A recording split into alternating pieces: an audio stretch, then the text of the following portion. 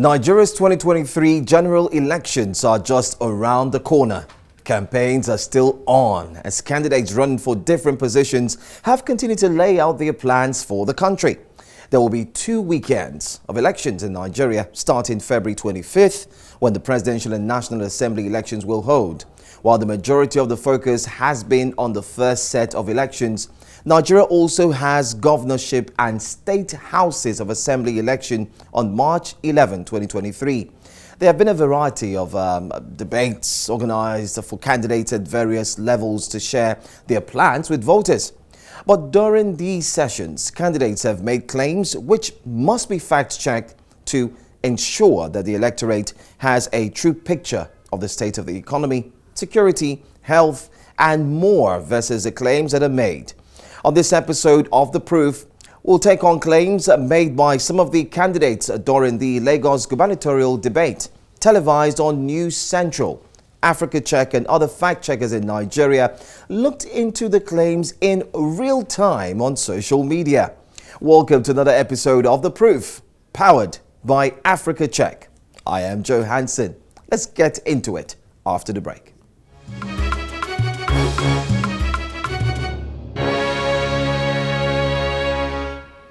Welcome back. Now, on the 15th of February, 5 of the front-runners in the Lagos governorship race took part in a debate organized by the Electoral College in partnership with News Central. The 5 candidates were Gbadebo Rhodes Viva of the Labour Party, Abdulaziz Adediran of the People's Democratic Party, Taufik Kunle Utham of the Social Democratic Party, Akin Braithwaite of the National Rescue Movement, and Funsho Doherty of the African Democratic Congress. Incumbent Babajide Sanwo-Olu of the governing All Progressives Congress, while invited, was absent. It was clear it was somewhere in Rivers State, by the way. Well, the 5 candidates answered questions about their plans for housing, tourism, poverty, crime, transport, environment, and more. I have Allwell Okpi, who joins me here. Yes, Community Manager for Africa Check. Thank you for being here, Allwell. How many of the claims made by gubernatorial hopefuls did you fact check? Thank you, Joe. During the debate, we had a live fact checking side, which was done by the Nigeria Fact Checks Coalition, which we belong. In total, in the evening, we did fact check 5 claims. I mean, we concluded on 5 claims. Although we listed quite a number of other claims that will need more detailed analysis before we can arrive at a verdict. So for the live fact check in the evening of the debate, we found 4 claims to be correct. That's out of the 5 that we checked, and 1 claim to be unproven. So what claims did you find to be correct? The gubernatorial candidate of the Labour Party, Gbadebo Rhodes Viva, said that Lagos has consistently turned down the local government autonomy bill, and we found this claim to be correct.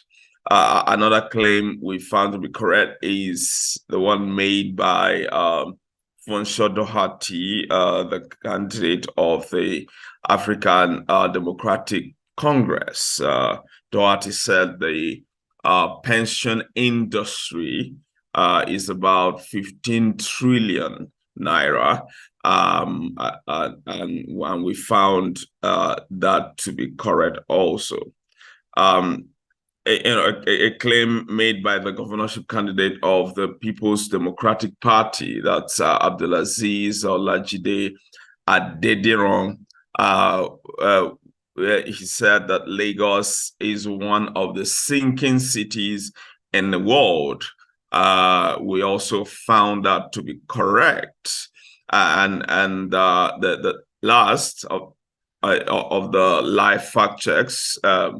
The claim that was made by Kule Otman of the SDP. He said that the Constitution does not give a governor the discretion to allocate local government funds, and that is correct. Would you say fact-checking has influenced how candidates make claims in public, particularly on platforms where they are meant to be laying out their plans? Yes, to some extent, we have seen that some of the candidates are now more cautious about the claims that they make.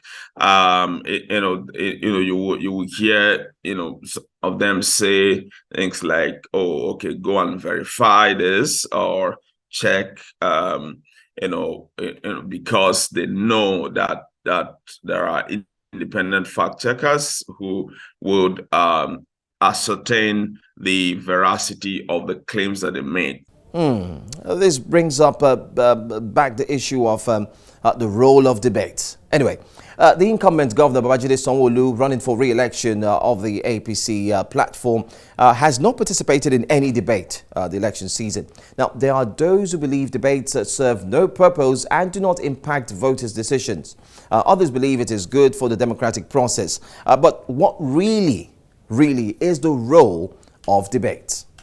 Well, generally, debates give the candidates the opportunity to share their views about issues affecting the state or the nation, and to communicate their plans and a manifesto, and also to answer questions that the public may have about their plans or even their candidacy.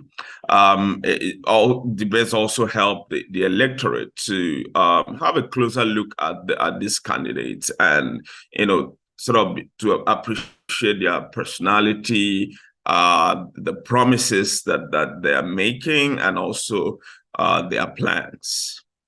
Thank you so much, Allwell, for speaking with us as usual. Thank you. When we come back, it will be time for the verdict.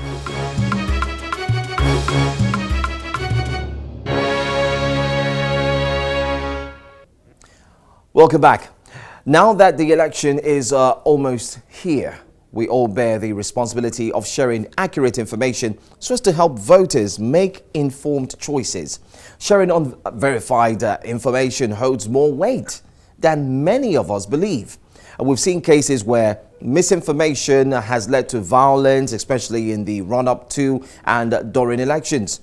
So we must all be careful of what we share on public platforms, because it truly could be a matter of life and death. A free and fair election for Nigeria is in the hands of Nigerians. In other words, it's in your hand. If you're not sure about a claim you see on social media, or you want to know more about fact-checking, reach out to Africa Check. It's at AfricaCheck_NG. Yes, you can tweet us on Twitter. And don't forget to also follow us on all social media platforms. We are at News Central TV. You can check our website. It's www.newscentral.africa, right there on the screen. It's been a nice and wonderful episode here on The Proof. I'm Joe Hanson. I'll see you again next week.